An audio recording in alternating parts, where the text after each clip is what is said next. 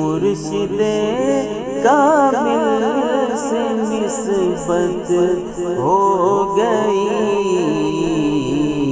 زندگی کی قدر و قیمت ہو گئی، زندگی کی قدر و قیمت ہو گئی۔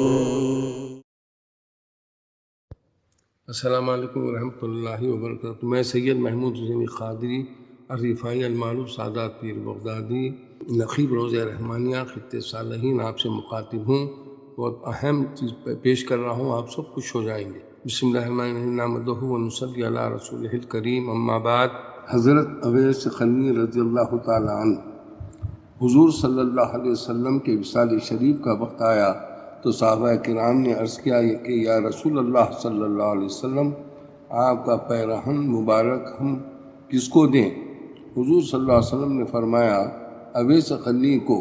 چنانچہ حضور صلی اللہ علیہ وسلم کے وصال شریف کے بعد حضرت سیدنا عمر فاروق رضی اللہ تعالیٰ عنہ اور حضرت سیدنا علی رضی اللہ تعالیٰ عنہما آپ کا پیرہن مبارک لے کر یمن میں آئے اور لوگوں سے دریافت کیا کہ یہاں قرن کا کوئی شخص ہے؟ لوگوں نے کہا ہاں ہے۔ حضرت عمر اللہ تعالیٰ نے حضرت اویس قرنی رضی اللہ تعالیٰ عنہ کی خبر پوچھی تو انہوں نے بتایا کہ ہم اسے نہیں جانتے، ہاں اتنا ضرور جانتے ہیں کہ اس نام کا ایک شخص آبادی سے دور باہر جنگل میں رہتا ہے اور لوگ اسے دیوانہ کہتے ہیں۔ حضرت عمر اللہ تعالیٰ نے فرمایا کہ ہمیں اسی کے پاس لے چلو۔ چنانچہ حضرت عمر اللہ تعالیٰ عنہ اور حضرت سیدنا علی رضی اللہ تعالیٰ عنہ کو وہاں لے جایا گیا۔ یہ دونوں بزرگ جب وہاں گئے تو انہوں نے دیکھا کہ حضرت اویس نماز پڑھ رہے ہیں۔ حضرت عمر رضی اللہ تعالیٰ عنہ سیدنا علی رضی اللہ تعالیٰ عنہ وہاں بیٹھ گئے۔ حضرت اویس رضی اللہ تعالیٰ نے جب نماز ختم کی تو حضرت عمر فاروق اللہ تعالیٰ عنہ حضرت علی رضی اللہ تعالیٰ نے السلام علیکم کہا اور حضرت اویس رضی اللہ تعالیٰ نے وعلیکم السلام جواب دیا۔ پھر حضرت سیدنا عمر فاروق اللہ تعالیٰ نے نام دریافت کیا تو حضرت اویس رضی اللہ تعالیٰ نے بتایا کہ میرا نام اویس ہے۔ پھر حضرت عمر رضی اللہ تعالیٰ نے فرمایا کہ اپنا داہنا ہاتھ دکھاؤ، تو آپ نے اپنا داہنا ہاتھ آگے بڑھا دیا۔ حضرت عمر رضی اللہ تعالیٰ نے اس ہاتھ میں وہ نشانی دیکھ لی جو حضور صلی اللہ علیہ وسلم نے بتائی تھی۔ حضرت عمر اللہ تعالیٰ نے اس ہاتھ کا بوسہ دیا اور فرمایا کہ مبارک ہو کہ حضور سرور عالم صلی اللہ علیہ وسلم نے آپ کو سلام فرمایا ہے اور اپنا پیرہن مبارک آپ کے واسطے بھیجا ہے اور وصیت کی ہے کہ میری امت کے واسطے دعا کیجیے۔ حضرت اویس رضی اللہ تعالیٰ عنہ یہ پیغام رحمت سن کر عالم وجد میں آ گئے اور پیرہن مبارک لے کر ایک طرف فاصلے پر چلے گئے اور سجدے میں گر کر دعا کرنے لگے، اے عشق و محبت کے بنانے والے اور اے اپنے حبیب صلی اللہ علیہ وسلم کے چاہنے والے، تیرے محبوب نے اپنا جامع پاک مجھ شفیعتا و شیدا فقیر ہے سرز پاک کو بھیجا ہے، اگر اجازت ہو تو یہ فقیر اسے پہن لے۔ آواز آئی کہ ہاں پہنو۔ عرض کیا اے مولا، مولائے غفور و رحیم، میں اس پیرہن مبارک اس وقت تک نہ پہنوں گا جب تک کہ تو اپنے محبوب صلی اللہ علیہ وسلم کی کل امت کو نہ بخشا دے۔ ارشاد ہوا ہم نے چند ہزار کو بخش دیا۔ عرض کیا الہی سب امت کو بخش۔ ارشاد ہوا جس قدر اس پیرہن مبارک کے تار ہیں اس سے دگنے سے گنے حصے کو بخش دیا۔ عرض کیا الہی جب تک ساری امت کا نہ بخشے گا میں یہ پیرہن نہ پہنوں گا۔ نزائی میں نے اور بھی کئی ہزار کو بخش دیا۔ عرض کیا میں تو سب کو چاہتا ہوں۔ اسی طرح راز و نیاز کی باتیں ہو رہی تھیں کہ اسی حالت میں حضرت علی رضی اللہ تعالیٰ عنہ اور حضرت عمر رضی اللہ تعالیٰ عنہ وہاں تشریف لے آئے۔ آپ نے ان کو دیکھ کر فرمایا کہ آپ کیوں آ گئے ہیں؟ یہ پیرہن ہرگز نہ پہنتا جب تک کہ ساری امت کو نہ بخشوا لیتا۔ پھر آپ نے اس پیرہن مبارک کو پہنا اور فرمایا کہ حضور صلی اللہ علیہ وسلم کی امت میری شفاعت اور اس پیراہن مبارک کی برکتوں سے ربیعہ اور مزر کی بھیڑوں کے بالوں کے برابر بخش دی گئی ہے۔ پھر حضرت اویس فرط مسرت سے رونے لگے۔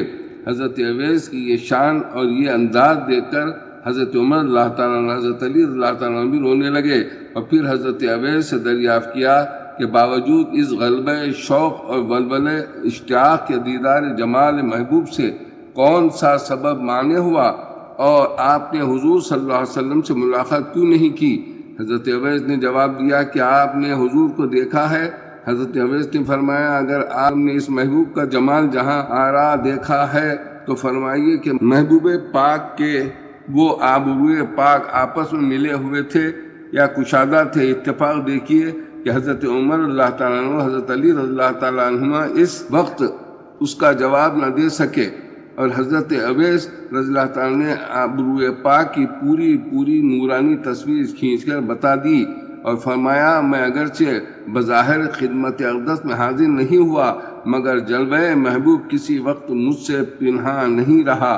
تذکرہ اولیاء 24۔ سبق: حضرت اویس قرنی رضی اللہ تعالیٰ عنہ کی بہت بڑی شان ہے۔ آپ اگرچہ بظاہر حضور صلی اللہ علیہ وسلم کی زیارت شریفہ سے مشرف نہیں ہوئے لیکن عشق و محبت کی بدولت باطنی آنکھوں سے آپ حضور صلی اللہ علیہ وسلم کے جمال جہاں آرا سے مشرف ہو چکے تھے۔ یہ بھی معلوم ہوا کہ حضور صلی اللہ علیہ وسلم عشق و محبت اور باطنی آنکھ والوں کے سامنے حاضر و ناظر ہیں اور حقیقت یہی ہے۔ اور یہ معلوم ہوا کہ حضور صلی اللہ علیہ وسلم کے بدن انور سے مسک شدہ پیرہن انور کی برکتوں اور بزرگوں کی دعاؤں سے ہم گناہگاروں کی نجات ہو جاتی ہے۔ فائدہ: جس خوش قسمت شخص نے بنظر ایمان حضور صلی اللہ علیہ وسلم کی ان ظاہری آنکھوں سے زیارت کی ہو، یا جس صاحب ایمان جو حضور صلی اللہ علیہ وسلم کی نظر مبارک پڑ گئی ہو وہ صحابی رسول ہے، اور جس نے حضور صلی اللہ علیہ وسلم کی تو زیارت نہ کی ہو اور ان کے صحابی کو دیکھا ہو وہ تابعی ہے۔ اس معنی میں حضرت اویس رضی اللہ تعالیٰ عنہ تابعین میں ہیں، اور حضرت اویس رضی اللہ تعالیٰ عنہ کو حضور صلی اللہ علیہ وسلم نے خیر التابعین فرمایا ہے۔ مشکات شریف: حضرت اویس رضی اللہ تعالیٰ عنہ حضور صلی اللہ علیہ وسلم کے زمانے ہی میں تھے، لیکن وہ حضور صلی اللہ علیہ وسلم کی خدمت میں اس لیے حاضر نہ ہو سکے کہ آپ کی والدہ بوڑھیا اور ضعیفہ تھیں اور ان کو چھوڑ کر کہیں جا نہیں سکتے تھے۔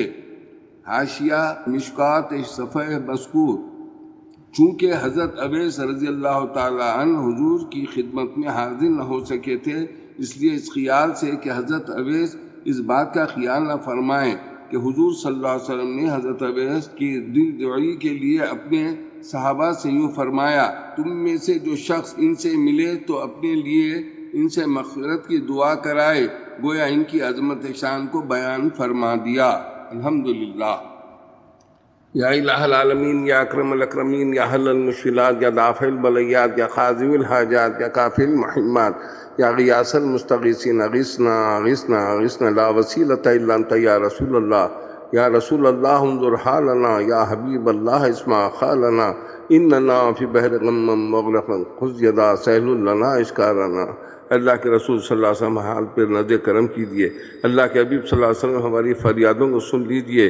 بے شک ہم غم کے سمندر میں ڈوبے ہوئے ہیں، ہمارے ہاتھ پکڑیجیے، ہماری مشکلوں کو آسان فرما دیجیے۔ عالم اسلام کا بول بالا ہو، دہر میں عشق محمد سے اجالا ہو۔ اللہ لاکھوں لڑکے والدین کے سینوں پر بوجھ بنی بیٹھے، اللہ ان کے نیک نصیب فرما۔ جو بے روزگار صاحب روزگار کر دے، جو لاولد صاحب اولاد کر دے، اس کا بیٹے نہیں ہیں بیٹے عطا فرما، بیٹیاں نہیں ہیں بیٹیاں عطا فرما۔ جو باہر گئے ہیں پریشان حال ہے، نوکریاں نہیں ملیں، اللہ ان کو ملازمتیں مل جائیں، کاروبار سے لگ جائیں پروردگار، تاکہ یہ دین پر، غربا پر، مساکین پر، مستحقین پر، غریب رشتہ داروں پر اپنی بیوی بچوں کو دے سکے پروردگار۔ خوشحال زندگی عطا فرما ان لوگوں کی، سب کی جو باہر گئے ہوئے ہیں پریشان ہیں، ان کی پریشانی کو دور فرما، خوشحالی عطا فرما دے میرے مولا۔ بے شک آپ ہی عطا کرنے والے مولا ہیں، آپ ہی دینے والے مولا ہیں، آپ ہی سے ہم مانگتے ہیں پروردگار عالم۔ یا اللہ ہمارے تمام نیک مقاصد میں کامیابی عطا فرما، تمام وباؤں سے، امراض سے، مریض سے، مرض سے، دشمنوں کے شر سے، حاسدین سے، منافقین سے، مرتدین سے، مرنبین سے، دوست نما دشمنوں سے، دشمنوں کو خوشی سے، دشمنوں کے ہر وار سے، دشمنوں کی ہر چال سے اللہ تعالی ہم سب کو امت محفوظ فرمائے پروردگار، ظالموں کو کیفر کردار تک پہنچائے۔ آپ کا وعدہ ہے میرے مولا، اے پروردگار بے شک ہمارے ہاتھ نیچے آنے سے پہلے آپ عطا فرماتے ہیں، خطاؤں پہ عطا کرنے والے مولا ہیں آپ میرے مولا، بے شک آپ خطاؤں پہ عطا کر کے ہم کو عطا کرتے جاتے ہیں میرے مولا، ہم خطا کرتے جاتے ہیں آپ عطا کرتے جاتے ہیں، اس لیے میرے مولا آپ رحم الراحمین ہیں، ہر سے زیادہ رحم فرمانے والے ہیں، ہم کو یقین کامل ہے ارحم الراحمین ہے، میرے آقا رحمت للعالمین ہیں، ادھر ربوبیت ہے ادھر رحمت ہمارے ساتھ ہے، الحمدللہ آپ نے ربوبیت اور رحمت کے درمیان میں اس بندے کو رکھا ہے، اس بندے کے ہم سب کی لاج رکھنا یہاں بھی وہاں بھی میرے مولا،